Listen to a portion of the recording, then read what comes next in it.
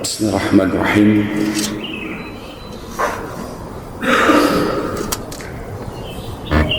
ولا حول ولا قوة إلا بالله العلي العظيم سبحانك لا علم لنا إلا ما علمتنا إنك أنت العليم الحكيم رب اشرح لي صدري ويسر لي أمري واحلل عقدة من لساني يفقهوا قولي رب زدني علما وارزقني فهما.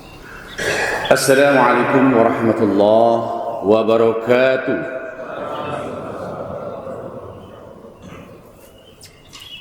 Alhamdulillah alam al-Quran khalaqal insan alamul bayan. Ashhadu an la ilaha illallah wahdahu la syarika lah. Nasra nabiyahu wa anzala alaihi sakinatah wa idahu bi jilam tarawha wa ashhadu anna muhammadan abduhu wa rasuluh adda al-amanah wa balagha risalah wa nasal ummah. Allahumma salli wa sallim wa barik ala nabiyina Muhammadin wa ala alihi wa sahbihi ajma'in wa ba'd. فقال تعالى في كتابه الكريم أعوذ بالله السميع العليم من الشيطان الرجيم يا أيها الذين اتقوا الله وتنظر نفس ما قدمت لغد واتقوا الله إن الله خبير بما تعملون صدق الله العظيم. Hadirin jamaah Masjid Al-Hidayah yang dimuliakan Allah,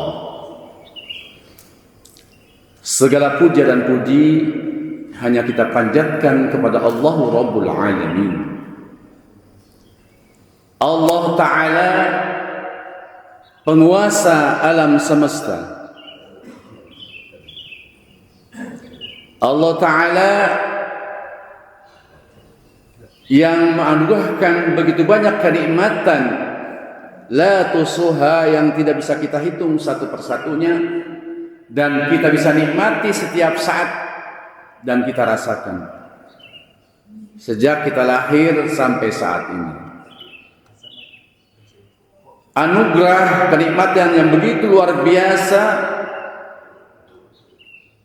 dari kenikmatan fisik maupun non fisik.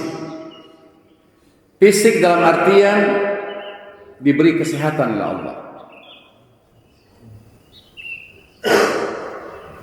Nikmat mata sampai saat ini kita masih bisa melihat. Sementara saudara kita yang lain tidak bisa melihat. Telinga kita bisa mendengar dengan baik. Banyak saudara kita yang tidak bisa mendengar, termasuk tidak bisa berbicara. Tangan kita masih bisa bergerak dengan baik.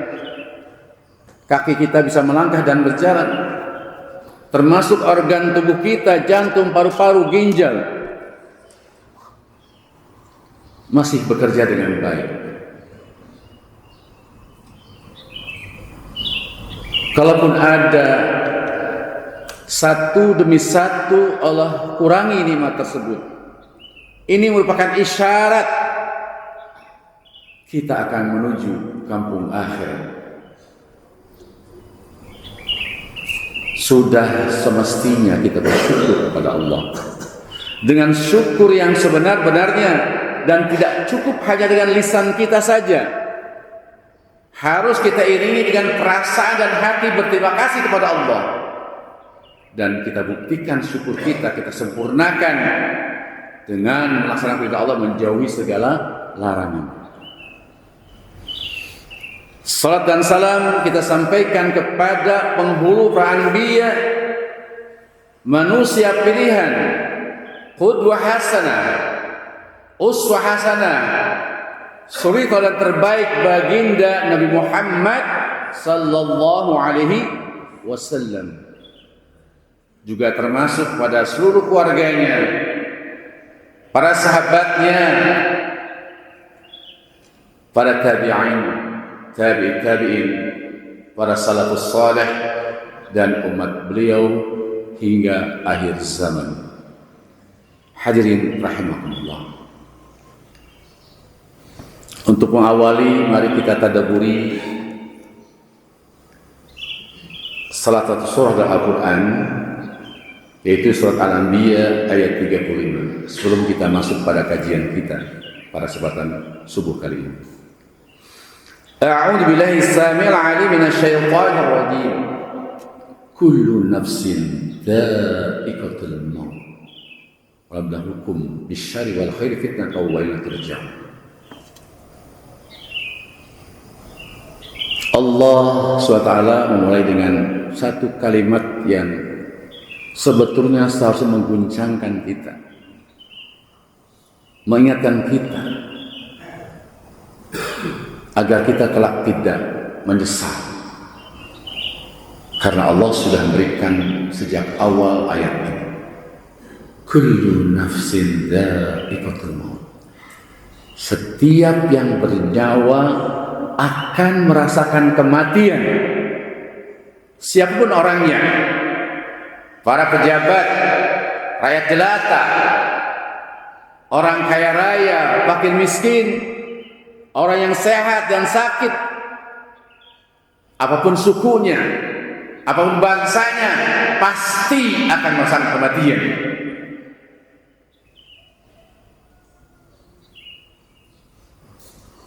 Kemudian dilanjutkan setelah Allah mengingatkan kematian kita kelak. Wa nabluukum. Kami akan menguji kamu sekalian. Dan ini menggunakan fi'il mudhari', bukan fi'il madhi yang sudah lampau, kata kerja lampau. Artinya bahwa ini berlaku saat ini sampai kita wafat. Sampai ajal kita tiba, kita akan diuji oleh Allah. Siapa mereka? Mau para pejabat, rakyat jelata, orang kaya, orang miskin, bangsa Indonesia atau bangsa-bangsa yang lain, semua akan Allah uji. Karena domirnya antum. Dengan apa kita akan diuji? Bisyarri, dengan keburukan, dengan ketidakenakan, dengan musibah, dengan kegagalan, dengan sakit.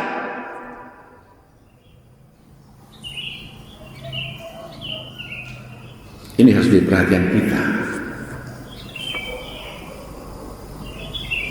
Bukan hanya dengan keburukan, bil khair, dengan kebaikan, dengan kebahagiaan, dengan kesuksesan, dengan keberhasilan, dengan sehat walafiat. Fitnatan menggunakan bentuk nakirah, bukan ma'rifah. Artinya secara umum, bukan tertentu. Wa ilaina turja'un. Ini bentuk dalam ilmu nahu namanya al-qasr. Turja'una ilaihi. Biasanya seperti itu kalimatnya. Tapi kenapa ilaihi didahulukan? Seperti inna ilaihi raji'un.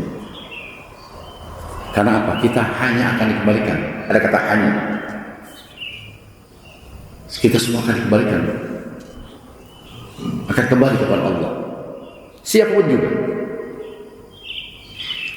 Di luar biasa ayat ini kalau kita mau tadabburi, kita tafakuri, kita hayati, dimulai dengan peringatan tentang kematian, ujian baik dan ujian buruk, dan semua kita akan dikembalikan. Karena kita berasal dari Allah, maka Allah akan dikembalikan juga kepada Allah. Maka jangan sombong, jangan durhaka, jangan zalim.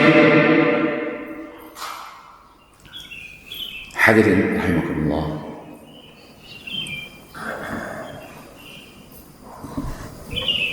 ketika kita mulai sadar dengan peringatan Allah dalam ayat tersebut, Imam Syafi'i rahimahullah menyampaikan pesan yang sangat luar biasa, yaitu tentang 100 surah dalam Al-Quran yang bisa dijadikan bekal, yang bisa menjadikan argumentasi alasan kita untuk bisa hidup di dunia yang fana. Seorang ulama mengatakan surah ini merupakan tangga-tangga menuju kesuksesan atau kebahagiaan baik di dunia maupun di akhirat, yaitu suratul Asr wal Asri. Surat ini pendek namun komprehensif, namun lengkap. Ketika Al-Fadhi Al-Fakir, saya mencoba mentadaburi surah ini, entah hati-hati saya bersyukur kepada Allah karena ini sangat jelas, singkat, padat, tepat. Maka tidak aneh kalau Imam Syafi'i Ta'ala menyampaikan, ya, kalau manusia memahami dalam artian mentadaburi, menghayati, mengkaji suratul Asr, maka cukuplah bagi mereka.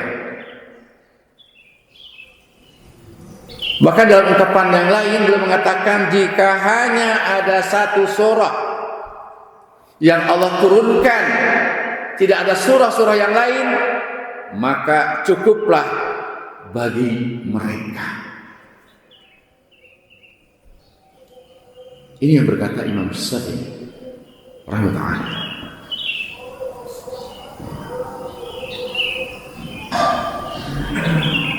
Bismillahirrahmanirrahim. Wal asr atau wal asr. Allah memulai dengan huruf waw, dan jenis huruf waw ini termasuk kategori waw qasam, waw sumpah, wallahi, wadduha, yang Allah bersumpah dengan makhluknya. Ada seorang mufasir mengatakan al-asr artinya waktu asar, namun jumhur ulama mengatakan al-asr adalah ad-dahr. Apa itu ad-dahr? Waktu, masa. Makanya demi masa, demi waktu. Apa itu? Detik, menit, jam, pekan, bulan, tahun, abad. Karena apa? Kesuksesan dibatasi oleh waktu dan kesempatan di dunia yang fana ini. Wal asr, demi waktu. Apakah kita termasuk orang beruntung, orang bahagia, orang sukses, atau kebalikan, orang merugi, orang gagal, orang yang sengsara? Kalau orang Barat mengatakan time is money, waktu adalah uang. Tapi orang Arab mengatakan waktu kasayf, waktu itu seperti pedang yang siap membelah siapapun juga. Artinya apa? Tidak akan pernah terulang. Makanya biasanya penyesalan belakangan. Sampai-sampai ahli alam barzah, ya laitani kuntu turaba. Orang yang sudah di alam barzah ingin kembali ke dunia, walaupun hanya sesaat.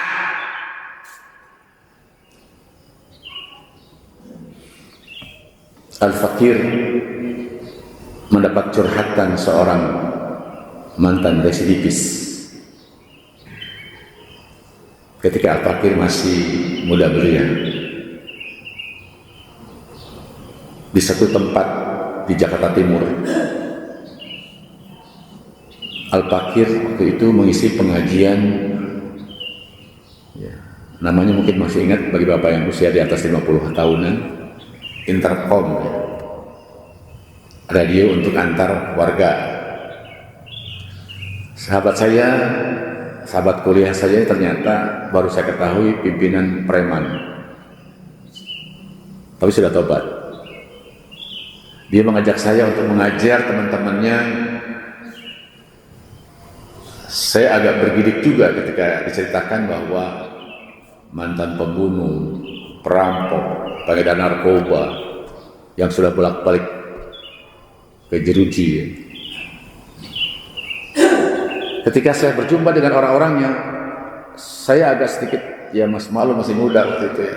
Terasa kalau di kantor polisi juga ada orang wajahnya kan cirinya yang rambutnya agak ini ya, ini rahangnya agak tebal, telinganya seperti itu ada semua di situ. Singkat cerita, saya mengajar beberapa kali, ada pertanyaan menarik dari seseorang. Nah ini pentingnya kita ya bertobat pada Allah selalu dan jangan pernah memvonis orang lain, walaupun orang itu sangat jahat. Ustaz, boleh saya bertanya? Ini salah satu pengajian ketiga atau keempat saya lupa itu. Dia buka bajunya, tato dari dari leher Pak sampai bahkan saya mohon maaf Pak. Kemaluan juga saya tato Pak Ustaz. Apakah dosa saya ini yang sudah merampok, memperkosa diampuni oleh Allah?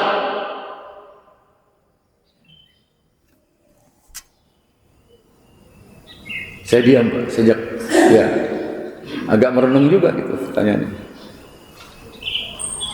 Karena apa Ustaz? Berapa kiai, berapa ustaz ngomong kamu dosanya udah segede gunung di daerah Jakarta Pak. Nggak akan diampuni oleh Allah kata. Tapi saya yakin Allah Maha Pengampun Ustaz gitu. Makanya saya mau ngaji. Akhirnya kita buka surat kitab Riyadhus Shalihin ya bab taubat. Yang sudah seorang yang sudah bunuh 99 orang itu Pak. Silakan buka ya kitab. Saya bilang Allah insya Allah akan mengampuni abang. Ya benar tak? Serius? Insya Allah. Gimana caranya Pak? Ada syaratnya, yaitu taubatan nasuha. Lihat ujian kita ya bisyari wal khairi. Si abang tadi itu Allah berikan keburukan, kezaliman, perbuatan maksiat yang menurut pandang kita melampaui batas, pernah bunuh orang itu.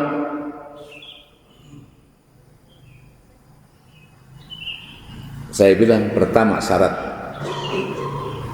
berhenti dari perbuatan maksiat apapun juga. Apa yang pernah kamu lakukan atau yang abang lakukan? Terus Ustaz. Yang kedua, menyesali dengan sepenuh hati atas segala perbuatan yang dilakukan.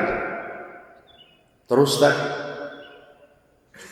Yang ketiga, yang terakhir, berjanji sepenuh hati untuk tidak mengulangi lagi perbuatan maksiat tersebut. Terus Ustaz, ada satu syarat. Kalau tadi 3 untuk dosa kita kepada Allah, yang keempat dosa dengan manusia. Maksud Ustaz, kalau kita melakukan kezaliman, kesalahan, minta maaf. Kalau kita mencuri, mengembalikan. Waduh Ustaz, berat Ustaz. Sudah banyak orang yang saya sakiti Ustaz. Salah satu sinetron ada ya kalau tidak salah tuh. Itu idenya dari situ. Dia harus menggalikan, mungkin ya kalaupun kalung yang pernah dijamret gitu Pak ya, atau diperbuat seperti itu. Termasuk para koruptor. Ini lagi ramai tentang koruptor ya.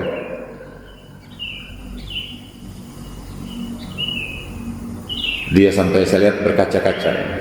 Saya juga waktu itu ikut menangis ya. Tapi Ustaz, ya, lihat tubuh aku ya Ustaz.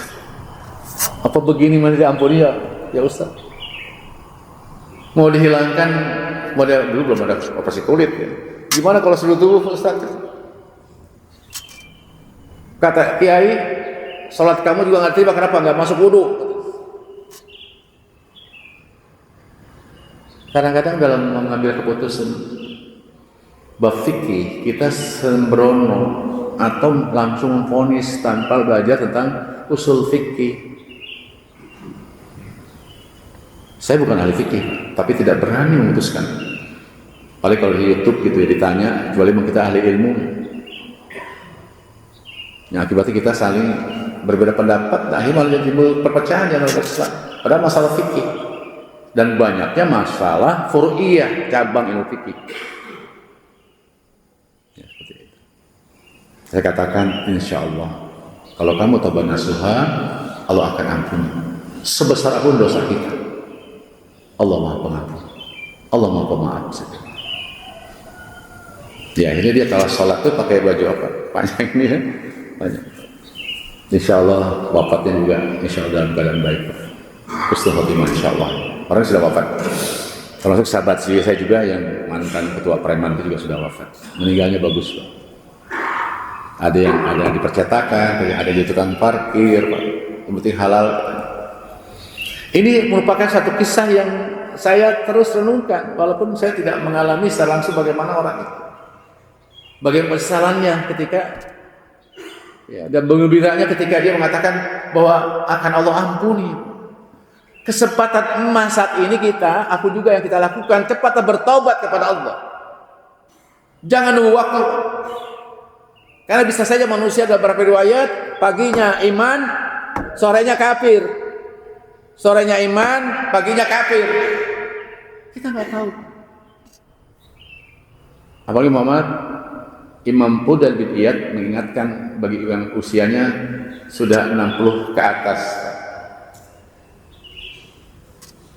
Ya, ketika diskusi dengan seorang laki-laki, paham nggak tentang arti usia 60 tahun? Ya, camat, calon mati. Bukan sekedar itu, kata Imam Fudal bin Iyad. Artinya, kalau sudah 60 tahun mendekati kematian, jangan pernah berbuat maksiat dan dosa. Kenapa? Kenapa? Karena ketika kita bermaksiat, maka kita dianggap sudah bertobat dosa-dosa yang lalu, itu akan kembali lagi, Pak. Diisi dengan kemaksiat, dengan dosa. Dan akhir kematian itu kan dilihat dari bagaimana kita akhir saat kita wafat. Mau su'ul khotimah, buruk kematiannya, atau husnul khotimah. Kita lanjutkan Pak kajian kita. Saya terlintas tadi pengalaman masa muda. Sekali lagi bahwa kesuksesan yang komprehensif adalah kesuksesan di dunia maupun di akhirat. Bismillahirrahmanirrahim. Ar-Rahman Ar-Rahim. Makanya rahmat Allah itu asal kata dari rahmah. Ada berarti Ar-Rahman dari Ar-Rahmah, Ar-Rahim juga dari Ar-Rahmah, kasih sayang Allah.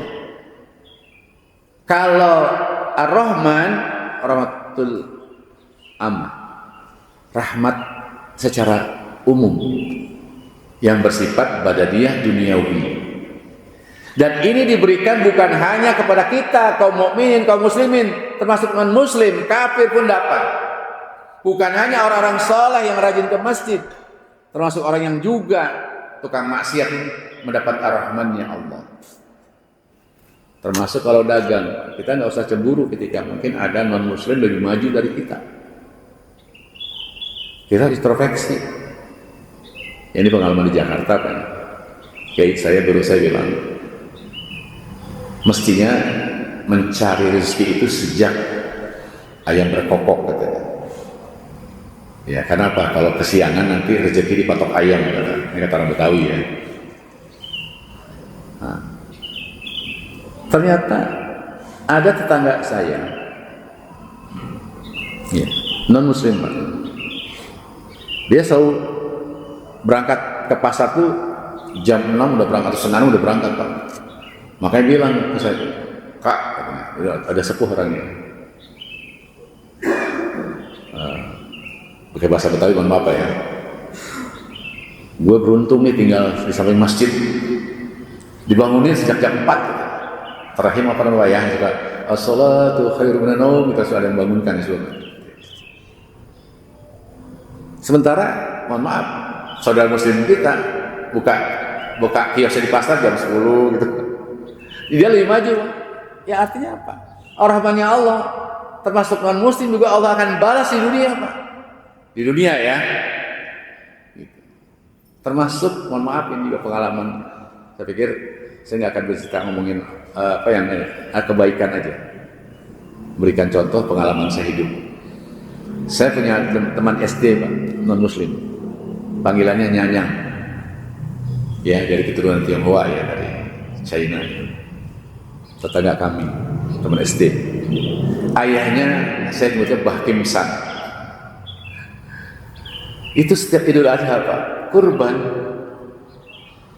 Ini betul, kurban, nyembelih domba atau kambing. Dikirim ke masjid tuh. Dan saya tuh raja masjid, Kak nih, ada rezeki nih, gua korban katanya. Saya bilang, saya bingung kan, waduh, non muslim korban. Saya lampor ke kiai kan, kiai gimana katanya? Ya udah katanya, kita doakan aja, mudah-mudahan Allah kasih hidayah. Bukan bukan kita doakan keselamatan dia, diterima amalnya bukan, tapi kita doakan mendapatkan hidayah. Qadarullah, anak yang nomor 1 teman saya Nyanyang masuk Islam. Ini semua rahasia Allah, kita nggak tahu. Di dunia dibalaskan di dunia kan. Tapi kalau Ar-Rahim, nah ini ya kasih sayang Allah secara khusus untuk kita orang yang beriman, untuk kita muslimin. Ini menurut keyakinan kita loh Pak ya. Saya nggak bicara umat lain. Ini keyakinan kita. Jadi luar biasa kasih sayang Allah. Ya, oleh karenanya untuk menuju tangga kesuksesan, kebahagiaan dunia akhirat, kita kembali kepada suratul Asr. Wal asri innal insana lafi khusr. Waw qasam tadi yang wal asri itu termasuk harfu taukid dalam ilmu nahwu. Untuk penegas. Tambah lagi inna itu pun penegas. Lam taukid lafi itu pun juga penegas. Makanya terjemahannya innal insana lafi khusr, sesungguhnya benar-benar manusia dalam keadaan merugi. Dalam keadaan tidak beruntung. Dalam keadaan sengsara. Fid dunya wal akhirah. Kenapa begitu? Allah mulai dengan waw qasam tadi, dengan waktu. Kenapa? Waktu kesempatan itu terbatas di dunia yang fana. Ya rata-rata umat Nabi Muhammad kan 60 tahunan, 60 tahunan. Kalau yang lebih itu bonus ya, Allah berikan untuk kita segera banyak bertobat. Menarik ketika di satu masjid di Bogor, saya khutbah Jumat Pak, tentang hadis 2 nikmat yang sering kita lalaikan. As-sihah wal faragh. Sehat, kesehatan dan waktu luang. Alhamdulillah kita sehat Pak. Bapak pun setelah tadi yang qiyamulail, yang tahajud, bapak-bapak ibu yang tahajud, kemudian juga mungkin langsung ya tutup dengan witir. Bapak datang ke masjid, sholat sunnah atau sebelum kita wudhu, sholat sunnah badal wudhu, amalannya Bilal bin Rabah. Kemudian bapak ke masjid, kayak sholat sunnah tahiyatul masjid, azan berkumandang, Bapak sunnah qobliyah subuh. Maka ada ulama mengatakan kejamnya ya waktu subuh. Artinya orang yang meninggalkan qobliyah subuh. Tapi porsinya harus diatur, Pak. Karena saat ini banyak orang menghukumkan ahkamul mukallafin, hukum mukallaf, wajib, sunnah, mubah, makruh, haram ini sunnah dianggap wajib, Pak. Nggak boleh. Atau kebalikan malah, wajib dianggap sunnah, tidak boleh. Artinya kita wajibkan tahajud, Pak, sampai sekian rakaat. Tambah lagi dengan tadi, ya, badal wudu, sunnah, salat badal wudu, qobliyah subuh, sunnah kan? Tapi subuhnya ngantuk, Pak. Mementingkan yang sunnah, melupakan yang wajib. Harusnya itu seperti eskalasinya. Puncaknya itu salat subuh. Karena sering ada tahajud, Pak, saking capek ketiduran kan, kesiangan berjamaah di masjid lagi-lagi. Harus betul-betul proporsional melihat hukum. Hadirin rahimakumullah. Nah, tadi merugi, Pak. Ada pengecualian ilal ladzina amanu. Orang tadi pada manusia itu merugi, mayoritasnya kecuali ilal ladzina amanu. Maka tangga pertama menuju kebahagiaan kesehatan dunia akhirat adalah al-iman. Keimanan. Makanya dari sekarang jangan pernah kita luput belajar aqidah, belajar tauhid.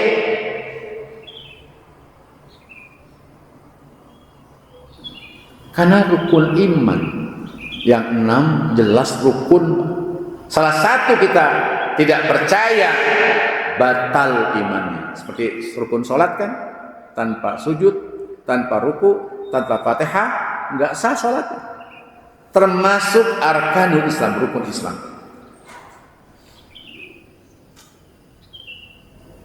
Karena ada yang tidak percaya takdir,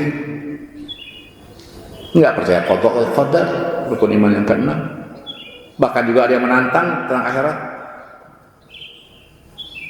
Nggak percaya surga neraka, nggak percaya telaga Kautsar, tidak percaya as-sirat, tidak percaya pada mahsyar, tidak percaya hari kebangkitan. Bagaimana mau bahagia dunia akhirat kalau kita tidak beriman? Makanya di dalam surah Al-Mu'minun disampaikan di situ di ayat pertamanya sangat jelas, qad aflahal mu'minun. Tuh pakai taukid lagi tuh. Qad.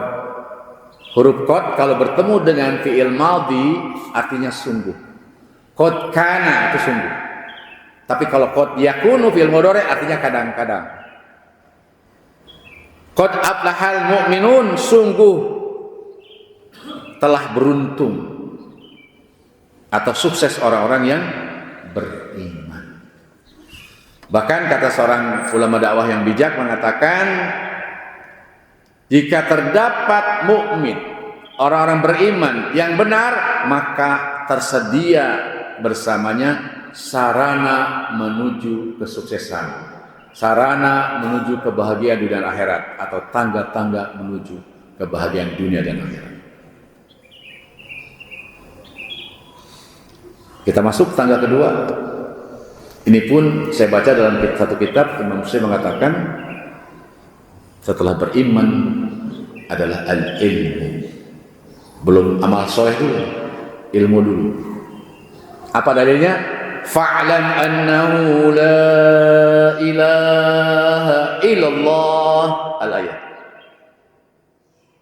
I'lam, ketahuilah, pelajarilah, kajilah, belajarlah tentang la ilaha illallah.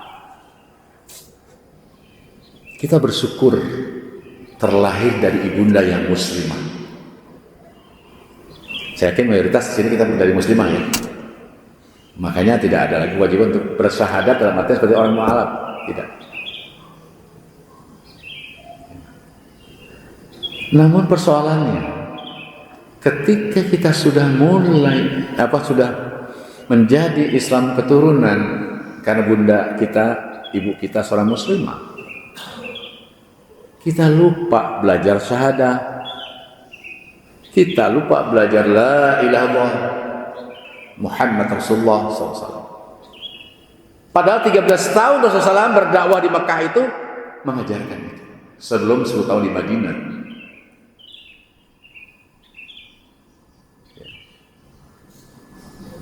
Kita lihat para mu'alaf sekarang lebih pintar dari kita. Kita keturunan Islam, Pak, karena mau belajar begini. Saya bertemu dengan seorang yang alhamdulillah waktu itu dia sudah muslim, mu'alaf, tapi keluarganya, istri anaknya belum muslim. Ya, kita alhamdulillah melalui pengajian rutin dia mampu mengajak istri dan anak-anaknya. Yang saya kagum, dia mau belajar. Dia mengatakan gini, saat saya udah 2 tahun Islam, tapi kok Islam saya ini textbook, saya sudah belajar agama-agama yang lain.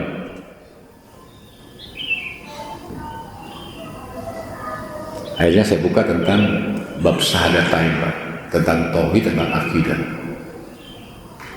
3 bulan dimatakan saya baru merasakan keislaman saya. Kita bahas tentang surat Al-Ikhlas yang tidak ada kata ikhlas, ya, di dalam ayatnya kan tidak ada, Pak, ya. Qul huwallahu ahad, Allahus samad, lam yalid wa lam yulad wa lam yakul lahu kufuwan ahad. Akhirnya dia minta kuliah. Saya boleh nggak sih? Usianya waktu itu saya masih sekitar menjelang 30, beliau sudah 45 lebih. Saya udah bisa baca Quran, Ustaz, alhamdulillah. Saya mau kuliah. S1-nya kebelut. Saya belum kuliah waktu itu, ya. Enggak, kuliah saya nggak selesai. Lalu saya belajar di salah satu sekolah tinggi berikutnya. Nah, dari sini, jadi nggak ada alasan apa dengan waktu usia. Saya udah tua, daya tangkap saya berkurang. Wajib bukan masa soal daya tangkap, Pak. Kewajiban Bapak kita ini belajar. Talabul ilmi itu wajib ain. Tadi Bapak bersyukur kan setelah Bapak sholat subuh bersama, berdoa tadi, ya, dipimpin oleh imam, berzikir. Sekarang Bapak mau punya waktu luang, ya kan? Duduk untuk mendengarkan taklim. Ini wajib ain. Walau wajib itu dikerjakan pahala, ditinggalkan dosa. Maka berbetah-betahlah di dalam menuntutnya, karena ini menuju jalan surga. Lanjut, ya, kita lanjutkan. Ya, ini ayatnya ada, ya. Nanti saya karena waktu mungkin, ya, silakan. Ini saya ada slide bisa dimiliki, ya, asal izin dari BKM, gitu, ya. Langsung kita bahwa ada tipe 2 manusia, ya. Ada 4 tipe manusia. Kalau kita mau bagi, pertama yang paling rendah, dia tidak beriman dan dia tidak berilmu. Ini paling bodoh, manusia paling bodoh, paling dungu. Artinya dia nggak beriman juga nggak mau belajar, nggak berilmu. Ada tingkatan agak sedikit naik, dia berilmu tapi dia beriman. Ini parah juga. Nah, ada yang ketiga, ini agak lumayan, dia beriman tapi dia berilmu. Tapi yang paling tinggi, dia beriman, dia berilmu. Bahkan yang puncaknya mujtahid. Itu imam mazhab Imam Hanafi yang paling sepuh, punya murid Imam Malik, ya. Dan Imam Malik punya murid namanya Imam Syafi'i, Imam Syafi'i punya murid namanya Imam Ahmad bin Hanbal. Ini mujtahid. Ya, kita nggak sampai terlihat itulah, ya, Pak, minimal kita sedikit tahu ilmu. Nah, ini perlu diingatkan. Kata Imam Syafi'i kembali, Imam Syafi'i mengatakan bahwa yang disebut ilmu itu ketika diamalkan. Ya, nggak akan ada buah, Pak. Nggak akan Bapak bisa nikmati. Ilmu hanya sebagai pengetahuan aja, Islamologi. Mungkin sedikit saya mungkin ada sedikit lebih ilmu sedikit dari Bapak-bapak sekalian mungkin, ya. Di atas yang saya juga, mohon maaf, di sini ada yang ahli ilmu. Ini segera saya menyampaikan ya karena diminta untuk menyampaikan. Saya beristighfar. Makanya diawali tadi di awal la haula wala quwata illa billah dan surat Al-Baqarah 32. Kita nggak punya ilmu apa-apa, Pak. Mungkin ilmu sedikit, Pak. Tapi amalannya mungkin Bapak-bapak atau Ibu sekalian lebih dari saya. Makanya nggak boleh sombong. Walaupun saya mengajar di sini, ini nggak boleh sombong, Pak. Mungkin ibadahnya jauh di bawah Bapak sekalian. Keikhlasannya, kedermawanannya. Nah, ini. Tapi mudah-mudahan kita semua termasuk orang yang beriman dan berilmu. Amin ya rabbal alamin. Kita masuk ke tangga yang ketiga. Ilal ladzina sabaru wa amilus shalihat. Nah, orang yang beramal soleh, orang yang senantiasa beramal kebaikan. Setelah dia beriman, dia berilmu, dia amalkan ilmu tersebut. Ini jenjang ketiga. Ya, jadi kalau kita ingin menjadi orang yang sukses secara komprehensif, secara sempurna, maka beriman dilanjutkan beramal soleh. Tentunya bisa beramal soleh kalau kita berilmu. Nggak akan tahu bagaimana tadi akidah, tauhid, syahadatain, bagaimana sholat, bagaimana puasa, bagaimana zakat, bagaimana haji. Tanpa ini nggak mungkin. Karena saya ingat di tahun 80-an, bahkan sebelumnya itu, sekarang jamaah haji Indonesia termasuk yang tertib dibandingkan beberapa negara lain. Dulu guru saya cerita bahwa dulu yang namanya jumroh, Pak, melontar itu sembarangan melontar, Pak, bukan pakai batu, Pak. Kadang pakai sendal jepit, pakai air mineral, pakai biji kurma, Pak. Terus juga ketika tawaf yang dicium ini yang bukan Hajar Aswad tapi Ka'bahnya gitu. Banyak. Ya, banyak juga ke tempat-tempat yang sebenarnya bukan tempat dari apanya, Pak. Kita kunjungi juga kalau sebagai sejarah nggak masalah. Tapi dianggap itu suatu rukun katanya dalam haji. Ini kan ngaco, Pak. Makanya belajarlah ya manasik secara benar sebelum kita berangkat umroh maupun haji. Mudah-mudahan kita semua yang hadir di sini Allah segera berangkatkan pergi haji ataupun umroh. Amin ya rabbal alamin. Ya. Jadi selalu dalam Al-Quran banyak ya yang kata tentang iman amal soleh, iman amal soleh. Termasuk di Al-Kahfi menjelang akhir ya. Innal ladzina amanu wa sholihati kanat lahum jannatun firdausi nuzula. Jadi semua orang yang beriman beramal soleh itu akan Allah balas, Pak, dengan mendapatkan surganya Firdaus. Jadi tangga yang ketiga ini penting, yaitu tangga tentang amal soleh. Ya. Nah, nanti ada istilah amal yang ihsan, amal yang terbaik. Berarti apa? Ihsan itu dilandasi kesadaran yang tinggi. Karena Allah Ta'ala mengawasi kita setiap amal yang kita lakukan. Ya. Karena kita belajar akidah, belajar tentang asma wa sifat, Allah Maha mendengar, Allah Maha memantau dimanapun kita berada. Nggak berani main-main. Mungkin walaupun dindingnya 1 meter dinding dari besi baja, Pak, Allah akan tembus. Jadi mau korupsi, mau maksiat, ingat Allah. Mesti kan begitu. Ini ihsan. Sehingga ada istilah dalam beberapa sampaikan kerja ikhlas hanya karena Allah. Kerja cerdas amalnya, Pak. Benar sesuai dengan ilmunya.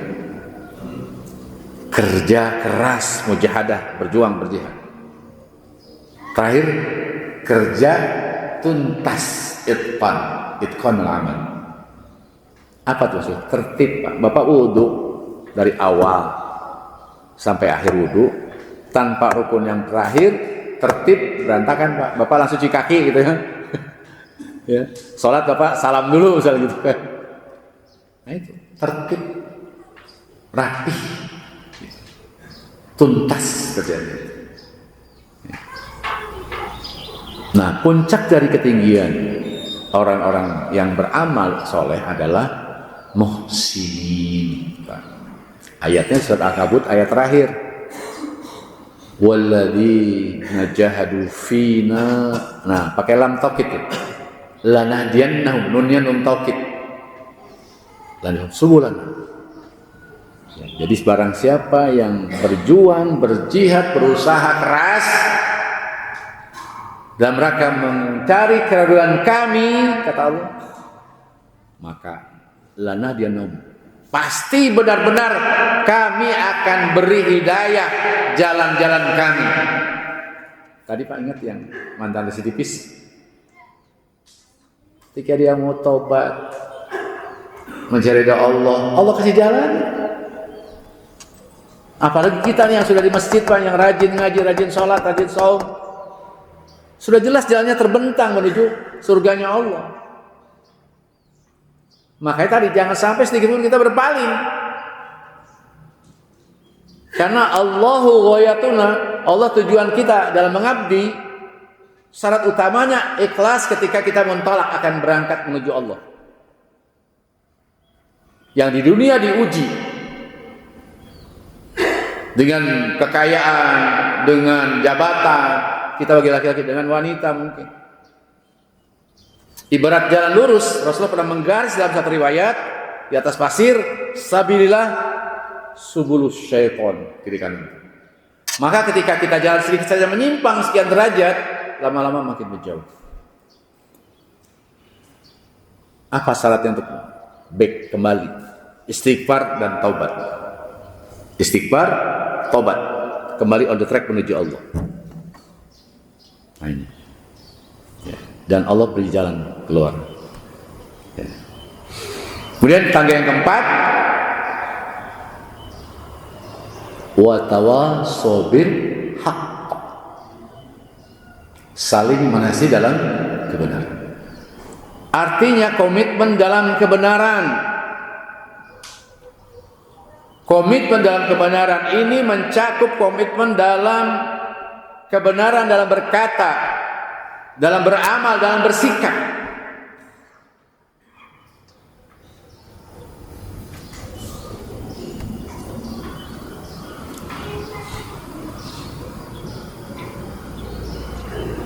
Ayat dan hadisnya sangat jelas. Wa qul haqqu min rabbikum wa man syaa'a falyu'min wa man syaa'a falyakfur. Masih di surat Al-Kahfi, ya. Dan kata-kata wahai Muhammad, kebenaran itu datangnya dari Rabbmu. Barang siapa menghendaki beriman, maksudnya Allah menghendaki beriman, dia akan beriman. Barang siapa yang menghendaki orang itu kafir, maka dia akan biarlah dia kafir. Jadi ini tergantung kita sebetulnya. Makanya dalam satu surat Asy-Syam, falhama fujurha wa taqwaha. Ini fujur di jalan dosa, kata Allah. Ilhamnya. Ini jalan takwa, kita suruh milih. Maka di akhir kita tidak bisa mengatakan, kan aku nggak diberi hidayah oleh Allah. Nggak ada itu hidayah ketika baca ayat ini, Bapak ngaji hari ini hidayah. Pilihannya dua. Jalan setan, jalan fujur, jalan dosa, atau jalan takwa.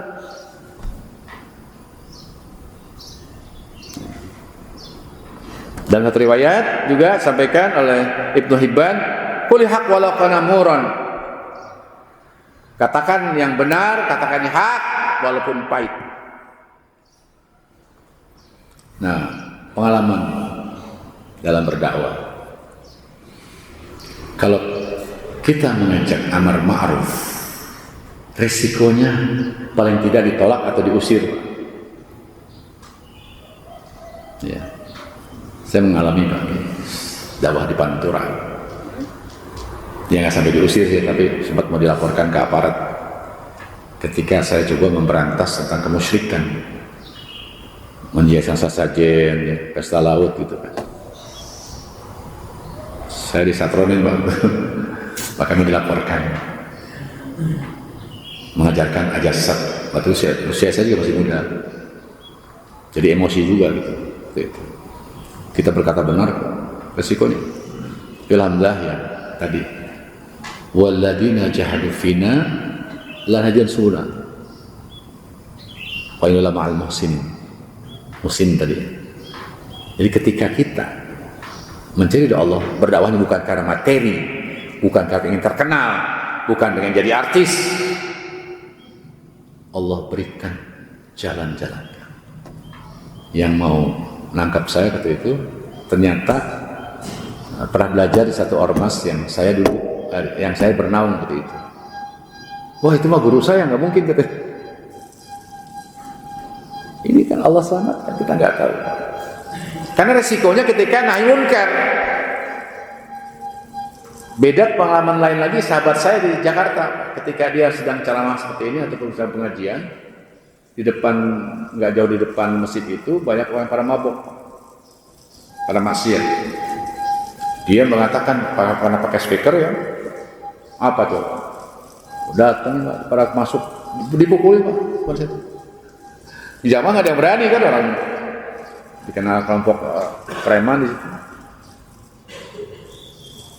Akhirnya ya kita berdatangan ya, para aktivis masjid waktu itu.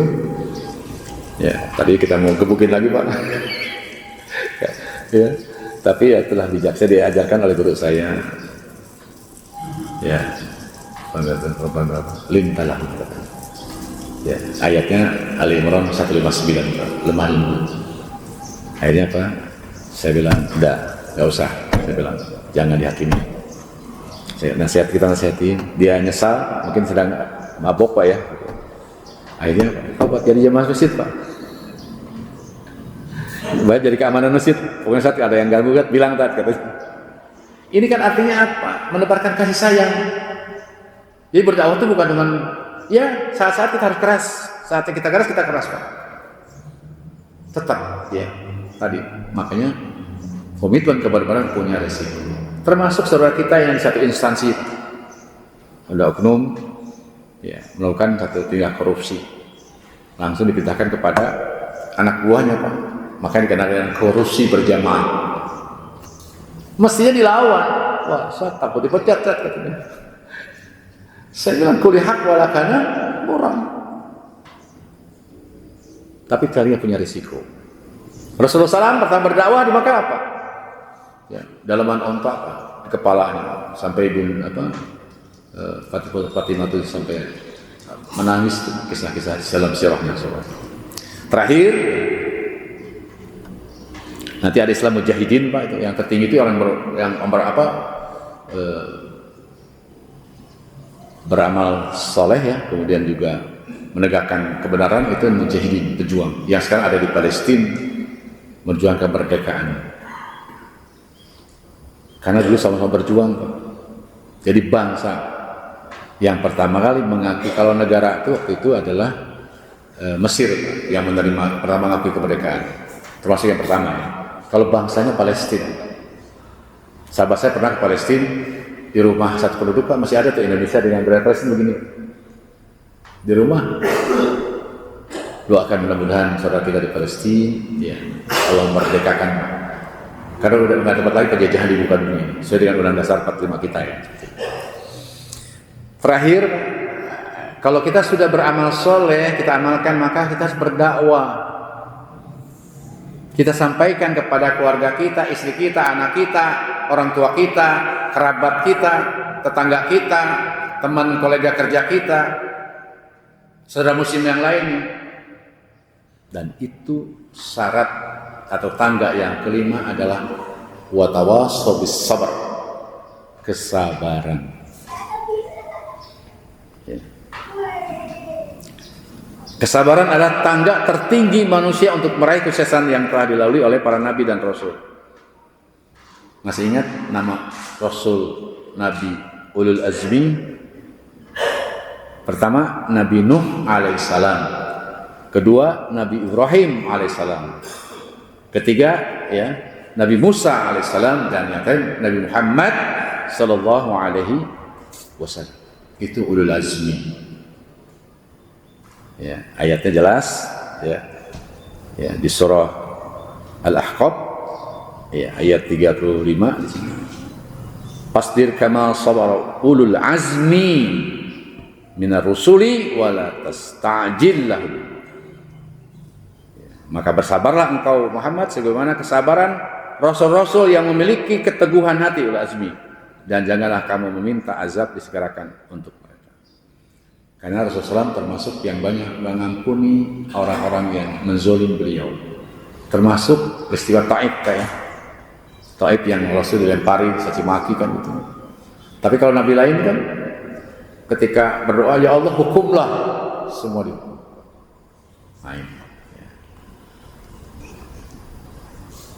Dan banyak dari yang lain Bapak silahkan ya, bisa dibaca tentang sabar. Terakhir ada ungkapan dalam bahasa Arab ya.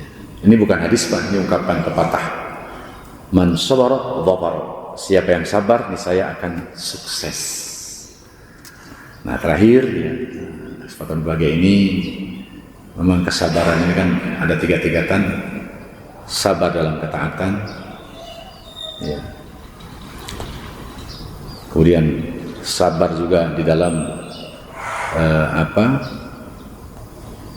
menghadapi ujian dan fitnah, masuk sabar dalam meninggalkan kemaksiatan, sabar dalam ketaatan, sabar Bapak bisa meninggalkan kemaksiatan.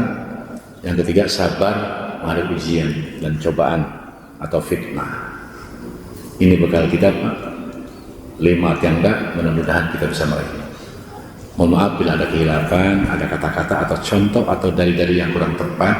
Ini karena kebodohan al-fakir. Mungkin bari ada yang ingin menambahkan, mengoreksi, mohon, atau ingin yang ditanyakan silakan. Tafadhol, silakan tafadhol.